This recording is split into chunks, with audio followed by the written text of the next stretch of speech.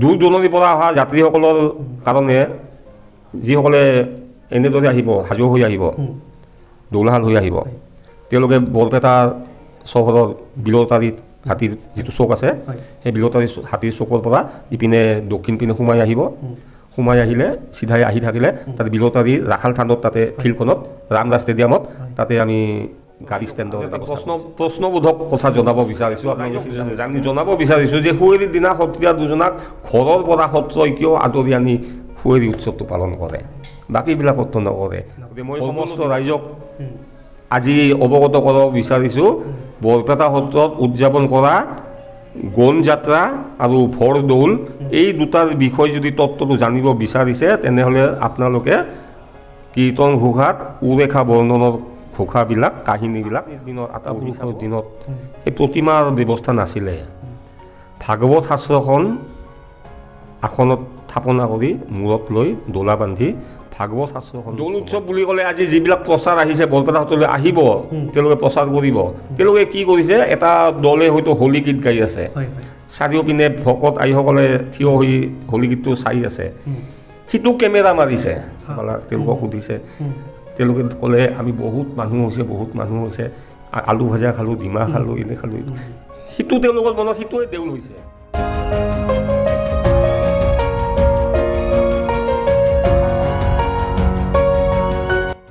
Hello' friends আজি মই আহিছোঁ বৰপেটা সত্ৰৰ ডেকা সত্ৰীয়া গৌতম পাঠক বাপজনৰ কাষত আহিছোঁ আচলতে মই আজি জানিবলৈ আহিছোঁ কিছুমান নজনা কথা যিহেতুকে দৌল মহোৎসৱ সমাগত গতিকে দৌল মহোৎসৱৰ কিছু কথা আজি বাপজনাৰ পৰা আমি জানিম বাপ আপোনাক নমস্কাৰ জনাইছোঁ সমাগত দৌল মহোৎসৱ আজিৰ পৰা কিছুদিন পিছতেই দৌল মহোৎসৱ আৰম্ভ হ'ব এই যি দৌল মহোৎসৱ শ্ৰীকৃষ্ণৰ যি দৌল মহোৎসৱ ইয়াৰ আৰম্ভণিটো প্ৰথমে কেনেকৈ হৈছিল অকণমান জনাব নেকি প্ৰথমতে মই বৰপেটা সত্ৰৰ ডেকা সত্ৰীয়া হিচাপে সমস্ত অসমবাসীৰ লগতে উত্তৰ পূৰ্বাঞ্চলৰ সৈতে গোটেই ভাৰতবৰ্ষৰ লোকসকলক দৌল মহোৎসৱৰ শুভেচ্ছা জনাইছোঁ আমি আজি অতি গৌৰৱেৰে ক'ব বিচাৰোঁ নাইবা পাৰোঁ যে বৰপেটা সত্ৰৰ দৌল মহোৎসৱ আজি বৰপেটাতে সীমিত হৈ থকা নাই আজি আমি অনুভৱ কৰিছোঁ বৰপেটা সত্ৰৰ দৌল মহোৎসৱ মানে ইণ্টাৰনেশ্যনেল ফেষ্টিভেল হৈ পৰিছে এইটো আমাৰ বৰপেটাৰ কাৰণে অতি গৌৰৱৰ কথা আমি লক্ষ্য কৰিছোঁ আমি দেখা পাওঁ অসমৰে নহয় অসমৰ বাহিৰৰ বিভিন্ন ৰাজ্য ভাৰতবৰ্ষৰ বিভিন্ন ৰাজ্য তথা আনকি ভাৰতবৰ্ষৰ বাহিৰৰ পৰ্যটক হিচাপে আমাৰ লোকসকল বৰপেটা সত্ৰলৈ আহে আৰু যিমান সাধ্য আমি তেওঁলোকক সত্ৰীয়া পৰম্পৰা ৰক্ষা কৰি সেৱা শুশ্ৰূষা কৰিব লাগে আমি সকলোবিলাক তেওঁলোকক কৰি আহিছোঁ দৌল মহোৎসৱ পূৰ্বৰ দৌল মহোৎসৱ আৰু বৰ্তমানৰ দৌল মহোৎসৱ আমিনো আৰু কিমান বছৰ আগলৈকে জানিম নহয় আমি যিখিনি জানিছোঁ যিখিনি শুনিছোঁ যিখিনি দেখিছোঁ তাৰ আগৰ পৰা আমি ক'বলৈ হ'লে আমি হয়তো নিজ চকুৰে দেখা নাই মৌখিকভাৱে কিছুমান কথা আমি শুনি আহিছোঁ যে এনেকুৱা হৈছিল তেনেকুৱা হৈছিল আজিৰ দৌলৰ লগত কিছুমান ক্ষেত্ৰত বাহ্যিকতাটো ধৰিহে আমি সলনি হোৱা বুলি ক'ব পাৰিম কিন্তু আমাৰ সত্ৰীয়া পৰম্পৰা যিবিলাক নৃত্য নৈমিত্তিক যিবিলাক সত্ৰীয়া পৰম্পৰা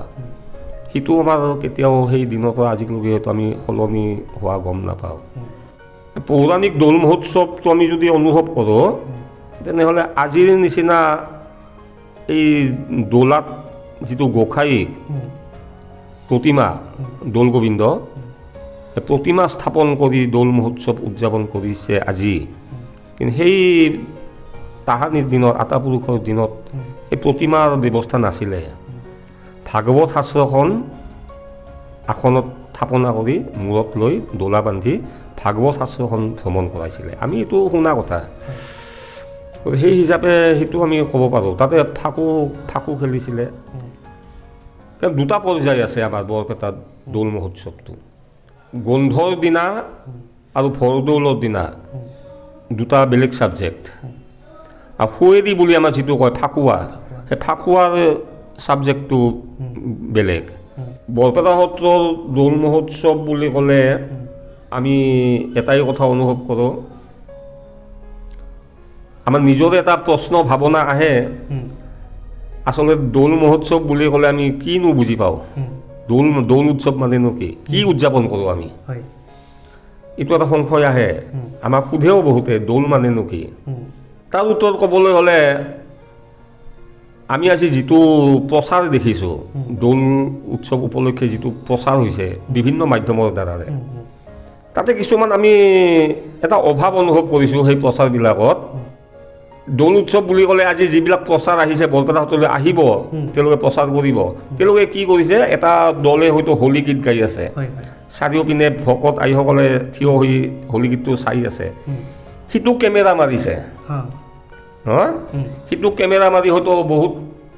মাধ্যমত দৰ্শন কৰাইছে ৰাইজক যে ইটো দৌলত ইটো চলি আছে ভাল কেইজনমান ল'ৰা ছোৱালীয়ে ভাল কাপোৰ কানি পিন্ধি আহিছে হাঁহি ধেমালি কৰি কথা হৈছে মাইক্ৰফোনটো তেওঁলোকৰ আগত দিছে দৌলটো কি পালা কেনে পালা তেওঁলোকক সুধিছে তেওঁলোকে ক'লে আমি বহুত মানুহ হৈছে আলু ভাজা খালোঁ ডিমা খালোঁ এনে খালোঁ সিটো তেওঁলোকৰ মনত সিটোৱে দেউল হৈছে কিন্তু দৌল উপলক্ষে আমি সত্ৰত কিন্তু যিটো ব্যৱস্থাৰ দ্বাৰা দৌল উৎসৱ পালন কৰোঁ সিটো আমি প্ৰচাৰ কৰিব পাৰিছোঁনে নাই সিটো দেখুৱাব পাৰিছোঁনে নাই ৰাইজক এইটো এটা আমাৰ সংশয় হয় আমি দৌল উৎসৱ উপলক্ষে দৌল বুলিলে আমি ৰাইজক গোটেই অসমৰ ৰাইজক উত্তৰ পূৰ্বাঞ্চলৰ লোকসকলক আমি দৌল উৎসৱ বুলি ক'লে আমি কোনটো দেখুৱাইছোঁ মানুহৰ ভিৰটো দেখুৱাইছোঁ দোকান পোহাৰবিলাক দেখুৱাইছোঁ আলু ভাজা খোৱাটো দেখুৱাইছোঁ নে কোনটো দেখুৱাইছোঁ সেইবিলাকতো দৌল নহয় সেই দৌলৰ উপলক্ষে সেইবিলাক এটা বাহ্যিকতা এটা অনুষ্ঠান নহয় এটা বাহ্যিকতা অনুষ্ঠান ফাংচন চলি আছে ফাংচনখন দৌল নহয় ফাংচনখন দৌল নহয় গতিকে দৌল মানেনো কি আমি এইটো উপলব্ধি কৰিবলৈ হ'লে আমি ৰাতিপুৱা 5 বজাৰ পৰা নিশা 8 বজালৈকে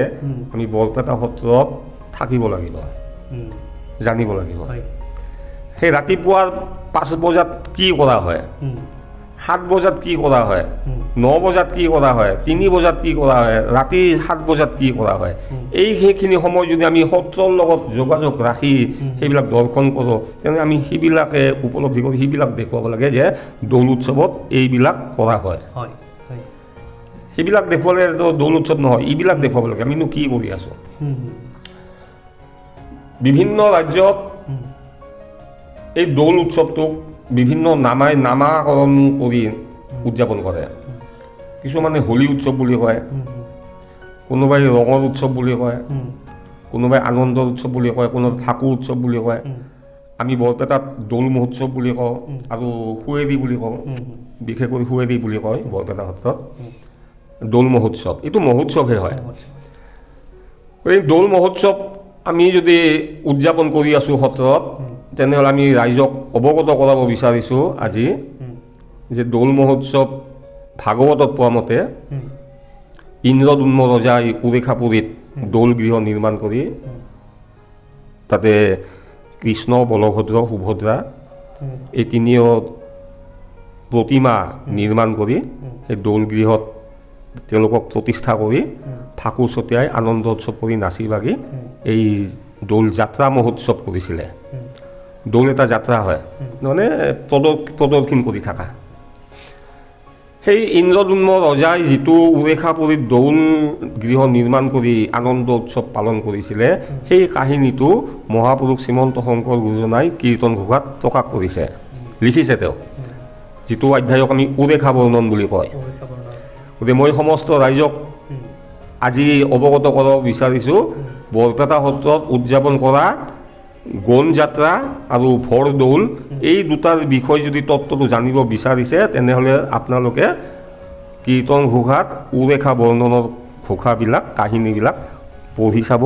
উপলব্ধি কৰি চাব যে বৰপেটা সত্ৰত এই কাহিনীটোক অৱলম্বন কৰি আমি বৰপেটা সত্ৰত গণ যাত্ৰা আৰু দৌল যাত্ৰা উদযাপন কৰোঁ ইয়াত কোনো বাহ্যিকতা নাই সম্পূৰ্ণ সত্ৰীয়া পৰম্পৰা ঐক্ষুণ্য ৰক্ষা কৰি আমি ভাগৱতৰ কাহিনীৰ ওপৰত আমি বৰপেটা সত্ৰত দৌল উদযাপন কৰোঁ তাৰপিছত আৰু এটা আমাৰ যিটো হুঁৱেৰি বুলি কয় ফাকুৱা এই ফাকুৱাটো আমি আচলতে যদি উপলব্ধি কৰি চাওঁ এটা সমস্ত ৰাইজক আজি এটা প্ৰশ্নবোধক কথা জনাব বিচাৰিছোঁ আপোনালোকে চিন্তা কৰি চাব ময়ো হয়তো কথাটো উপলব্ধি কৰিব পৰা নাই বহাগ মাহৰ পৰা চ'ত মাহলৈ এই গোটেই বছৰটো আমি বৰপেটা সত্ৰত বিভিন্ন তিথি মহোৎসৱ উদযাপন কৰি আছোঁ এই তিথি উৎসৱ মহোৎসৱবিলাকত আমি সত্ৰীয়া সমস্তই সত্ৰীয়া দুজনাই প্ৰত্যক্ষভাৱে জড়িত হৈ থাকোঁ আমি হাতে কামে থাকোঁ কিন্তু এই দৌল মহোৎসৱত এটা বিশেষ তাৎপৰ্য হৈছে হুঁৱৰীৰ দিনাখন আমি সত্ৰত থাকিব নোৱাৰোঁ আমি ঘৰত থাকিব লাগে সত্ৰত থাকিব নালাগে আমি ঘৰত এই কাৰণে থাকিব লাগে যে হুঁৱৰীৰ দিনাখন গোসাঁইক হেকেটা খোৱাবৰ নিয়াৰ আগমুহূৰ্তত আমাৰ সত্ৰৰ তৰফৰ পৰা সত্ৰীয়া দুজনাক ঘৰৰ পৰা আদৰণি আনিবলৈ যায় কিন্তু আনিবলৈ কিয় যায় বাকীবিলাকতো নাযায় হুঁৱৰীৰ দিনত কিয় আনিবলৈ যায় এইটো আমাৰ এটা মানে প্ৰশ্নবোধক এটা ভাৱনা আছে মই এইটো ৰাইজক জনাব বিচাৰিছোঁ যে হুঁৱৰীৰ দিনা সত্ৰীয়া দুজনাক ঘৰৰ পৰা সত্ৰই কিয় আদৰি আনি হুঁৱৰী উৎসৱটো পালন কৰে বাকীবিলাকতো নকৰে ভৰদৌলৰ দিনাতো নকৰে গতিকে এইটো কথা অনুমান কৰিলে আমি মোৰ ভাৱনাত এটা অনুভৱ হয় যে হুঁৱৰী বোলা বস্তুটো হয়তো দৌলৰ পিছত আহিছে পিছত সংযোজন হ'ব পাৰে গতিকে সেইটো ৰাইজে হয়তো পাতিছে সত্ৰৰ ফালৰ পৰা নহয় সেইটো ৰাইজৰ ফালৰ পৰা হয়তো পাতিছে যে আমি হুঁৱৰীটো উদযাপন কৰিম সত্ৰীয়া দুজনক আমি আমন্ত্ৰণ কৰি আনি তেওঁলোকৰ সহযোগত তেওঁলোকক সহায় হিচাপে লৈ আমি এই হুঁৱৰীটো উদযাপন কৰিম সেইকাৰণে হয়তো ঘৰৰ পৰা আমাক মাতি আনে মোৰ এইটো ভাৱনা আহে দেই অশুদ্ধ হ'ব পাৰে শুদ্ধ হ'ব পাৰে মোৰ ভাৱনা এইটো আমাৰ হুঁৱৰী উৎসৱটো এটা কাহিনী আছে কীৰ্তন ঘোষাতে আছে মই আপোনালোকক চাবলৈ আকৌ অনুৰোধ জনাইছোঁ কীৰ্তন ঘোষাৰ যিটো ঘুনুচা কীৰ্তন অধ্যায়টো আপোনালোকে চাব ঘুনুচা কীৰ্তনৰ যিটো কাহিনী আছে সেই কাহিনীটো সম্পূৰ্ণ অৱলম্বন কৰি আমি হুঁৱৰীটো উদযাপন কৰোঁ মই প্ৰথমৰ পৰা কৈ আছোঁ কি কৰা হয় গন্ধৰ দিনাখন নৃত্য প্ৰসংগ আমাৰ চলি থাকিব 14 প্ৰসংগ চলি আছে তাৰে মাজতে নৈমিত্তিক প্ৰসংগ হ'ব আবেলি নৃত্য প্ৰসংগৰ পিছত দৌল গোবিন্দ গোসাঁইক তেওঁৰ গৃহৰ পৰা সত্ৰৰ ভিতৰৰ পৰা বাহিৰলৈ উলিয়াই অনা হ'ব উলিয়াই আনি মঠৰ চোতালত আসনত প্ৰতিষ্ঠা কৰিব আসনত প্ৰতিষ্ঠা কৰি তাতে পুৰোহিতে তেওঁলোকৰ বিধি অনুসৰি যিটো কৰিব লাগে অধিবাস গ্ৰহণ কৰিব সেই অধিবাস গ্ৰহণ কৰাৰ পিছত সন্ধিয়া এই তেওঁ সত্ৰৰ সন্মুখলৈ নি তাতে মেজি জ্বলাব সেই মেজিত সাত পাক প্ৰদক্ষিণ কৰিব গায়ন বায়ন ঢোল খোল এইবিলাক বজাই সাত পাক প্ৰদক্ষিণ কৰাৰ পিছত দৌল গৃহত প্ৰতিষ্ঠা কৰিব এই দৌল গৃহত প্ৰতিষ্ঠা কৰাৰ পিছত আমাক আকৌ এটা প্ৰশ্ন কৰিছিলে যে মেজিটো কিয় জ্বলায়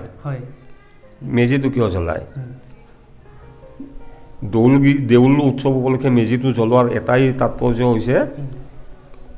আমাৰ হোলী বুলি কয় নহয় হোলী উৎসৱ এই হোলী উৎসৱ মানে হোলিকা এগৰাকী নাৰী আছিলে হিৰণ্যকশিপুৰ ভনীয়েক আছিলে প্ৰহ্লাদক মাৰিবৰ কাৰণে হোলিকাই নিজৰ কোলাত প্ৰহ্লাদক লৈ জুইৰ মাজত বহি আছিলে জুই জ্বলাই তাতে ৰাখিছিলে গতিকে সেই হোলিকাৰ নামেৰেয়ে এই হোলী উৎসৱটো উদযাপন কৰা হৈছে আৰু অৰ্থাৎ সিদিনা হোলিকা দহন হয় এই হোলিকা দহন উৎসৱ সেইটো আৰু সেই তাতে প্ৰদক্ষিণ কৰি তাতে দৌল গৃহত গোবিন্দক স্থাপন কৰা হয় আৰু ভৰদৌলৰ দিনাখন গোটেই ভকত আইসকলে আহি সেই দৌল গৃহতে দৌল গোবিন্দক ফাকু ছটিয়াই সেৱা জনায় প্ৰথমতে বুঢ়া সতীয়া হওক ডেকা সতীয়া হওক তেওঁলোকে গোসাঁইক ফাকু দিয়াৰ পিছতহে আমাৰ ফাকুটো ৰাইজে ব্যৱহাৰ কৰা পাৰে গতিকে এই হুঁৱৰী উৎসৱটো দৌল গোবিন্দক মানে আসনত প্ৰতিষ্ঠা কৰি গোটেই ভকতসকলে আনন্দ উৎসৱ কৰি বাদ্য বজাই গীত প্ৰদৰ্শন কৰি নাচি বাগি দৌল গোবিন্দক কান্ধত ভাৰ বান্ধি লৈ দোলা বান্ধি লৈ এই কলবাৰী সত্ৰলৈ হেকেটা খুৱাবলৈ যাব এই হেকেটা খোৱাৰ কাহিনীটো এনেকুৱা আমি জনামতে ইন্দ্ৰদুম্ন ৰজাৰ জীয়ৰী আছিলে ঘুনুচা। সেই ঘুনুচাক পিতৃয়ে এখন বননিৰ মাজত এটি ঘৰ নিৰ্মাণ কৰি দিছিলে তাতে থাকিবৰ কাৰণে। তাতে সেই ঘৰটোত থাকি ঘুনুচাই ঈশ্বৰ চিন্তা কৰি থাকিব। ঘুনুচাইও সেই তাতে থাকিলে। সেই বাৰীখন হেকেটা গছ, সেই হেকেটা গছৰ বাৰী আছিলে। হেকেটা মানে এটা বগা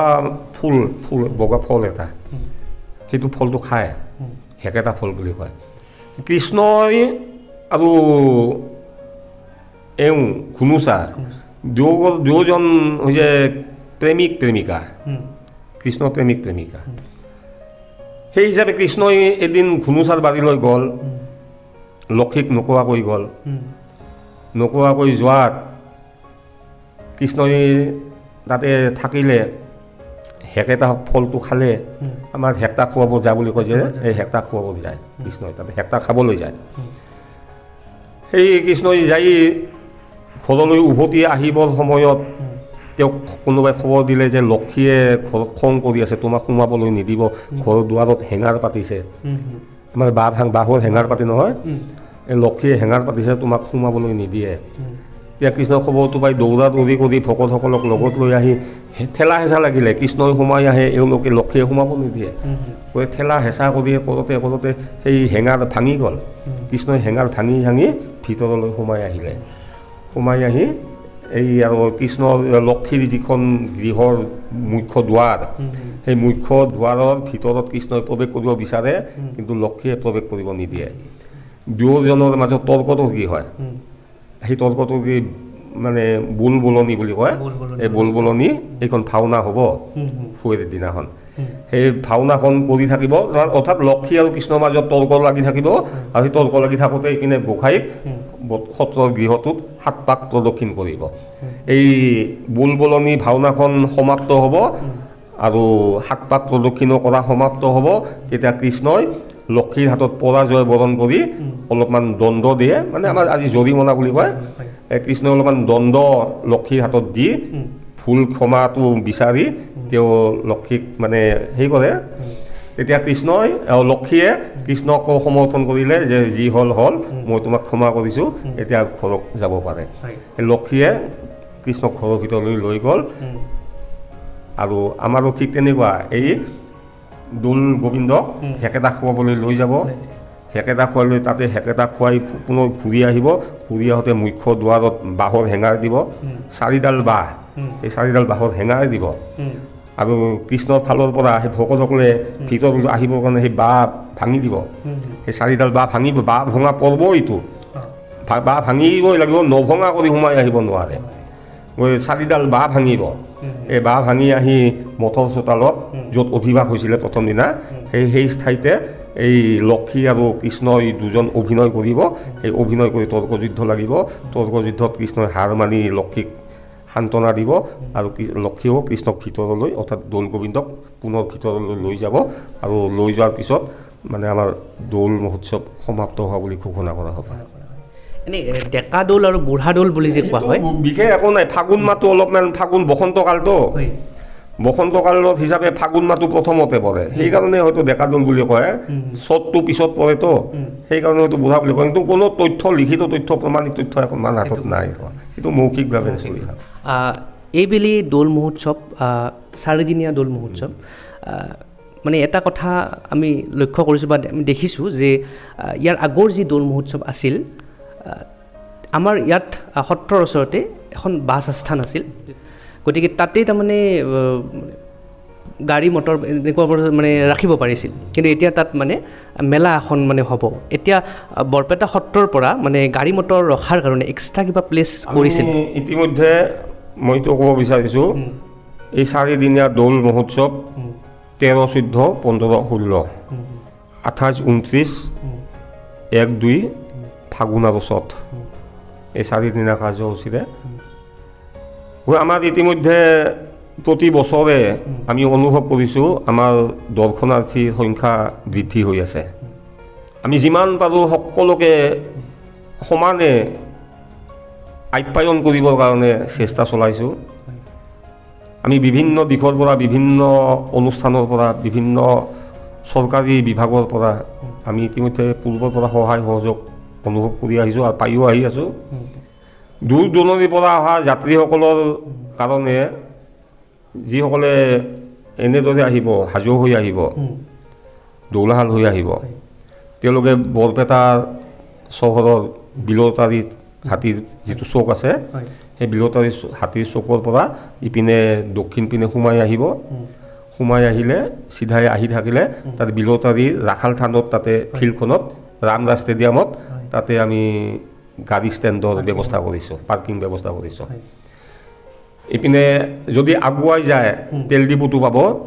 তেল ডিপুটো আমাৰ গভৰ্ণমেণ্ট হাইস্কুল যিটো সন্মুখ আছে, সেই সন্মুখত যিখন নদীৰ পাৰত ফিল্ড আছে, চাইৰাম ছোৱালী হাইস্কুল,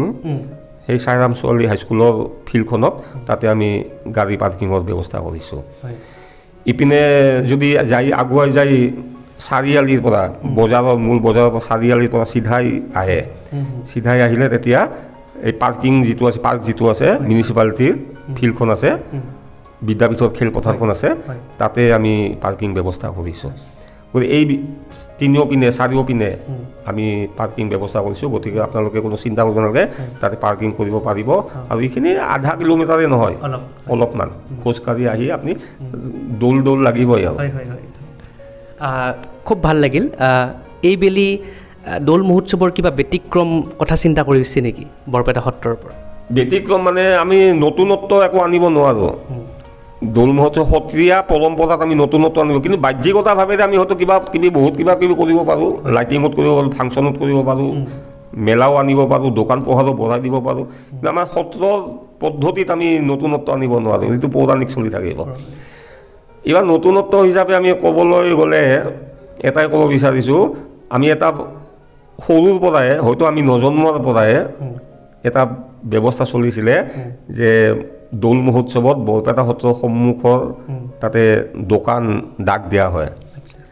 এইবেলি আমি সত্ৰৰ সন্মুখত সেই দোকান ডাক দিয়াটো বন্ধ কৰি এইবাৰ আমি আমাৰ যিটো বৰশাল আছিলে, মটৰ ষ্টেণ্ড হৈছিলে, সেই তাতে দোকানবিলাক তাতে স্থানান্তৰ কৰা হৈছে। এই ৰাইজৰ মানে ৰাইজে যে বাঢ়ি আছে, আমাৰ দৰ্শনাৰ্থী যে অধিক হৈ আছে, তেওঁলোকৰ সুবিধাৰ কাৰণে আমি ৰাস্তাটো বহল কৰিবৰ কাৰণে দোকান বহলবিলাক সলনি কৰি তালৈ লৈ গৈছোঁ। বৰপেটা দৌল মহোৎসৱক, অসমৰ যি দৌল মহোৎসৱ, এই দৌল মহোৎসৱক ৰাষ্ট্ৰীয় পৰ্যায়ত যদি নিয়াৰ কাৰণে তেনেকুৱা কিবা কথা চিন্তা কৰা হৈছে নেকি? আপুনি কৈছে, মই আগতে প্ৰথমতে ক'লোঁ নহয়, বৰপেটা সত্ৰত দৌল মহোৎসৱ অকল বৰপেটাতে হৈ থকা নাই, গোটেই জগতবাসীৰ পদূলিত থিয় হৈছে বৰপেটা দৌল মহোৎসৱ। গতিকে বিশ্ববাসীৰ ঘৰৰ দুৱাৰমুখত থিয় হৈ আজি প্ৰদৰ্শন কৰাব পাৰিছে আৰু প্ৰদৰ্শন কৰিব পাৰিছে, সেইকাৰণে তেওঁলোকে আহিছে বৰপেটা সত্ৰলৈ, আহে পৰ্যটকসকলেও আহে, ৰিচাৰ্চ কৰিবলৈ আহে বৰপেটাৰ দৌল মহোৎসৱ। গতিকে আমি এই হিচাপে নিজে গৌৰৱ অনুভৱ কৰিছোঁ আৰু সকলোকে ধন্যবাদ জনাইছোঁ যে বৰপেটা সত্ৰৰ দৌল মহোৎসৱক বিশ্ববাসীয়ে আজি আদৰি লৈছে। দৌল মহোৎসৱ উপলক্ষে এটা দৌল মহোৎসৱৰ মূল তাৎপৰ্যটো, ভাৱাৰ্থটো, মোৰ উপলব্ধিটো মই ক'ব বিচাৰিছোঁ। দৌল মহোৎসৱটোক আমি ৰঙৰ উৎসৱ বুলি কওঁ, আনন্দৰ উৎসৱ বুলি কওঁ, কিন্তু সেই ৰংটো কি, কিহৰ ৰং, আনন্দটো কি, আমি উপলব্ধি কৰিব পাৰিছোঁ নে নাই? আনন্দটো ক'ত পাম, সেই ৰংখিনি ক'ত পাম? এই ৰঙা, নীলা, হালধীয়া সেই ৰঙৰ কথা কোৱা নাইতো। ৰং মানে হৈছে আনন্দ, ৰং মানে হৈছে প্ৰেম, ৰং মানে হৈছে প্ৰীতি, ভাল পোৱা। গতিকে মোৰ অন্তৰত থকা হিংসা, এই ক্ৰোধ, অহংকাৰ, এইবিলাক শূন্য হৈ মোৰ অন্তৰৰ যিটো প্ৰেম, ভাল পোৱা, মৰম, সেইখিনি সমস্ত লোকসকলৰ অন্তৰত সিঁচৰিত কৰি দিব পৰা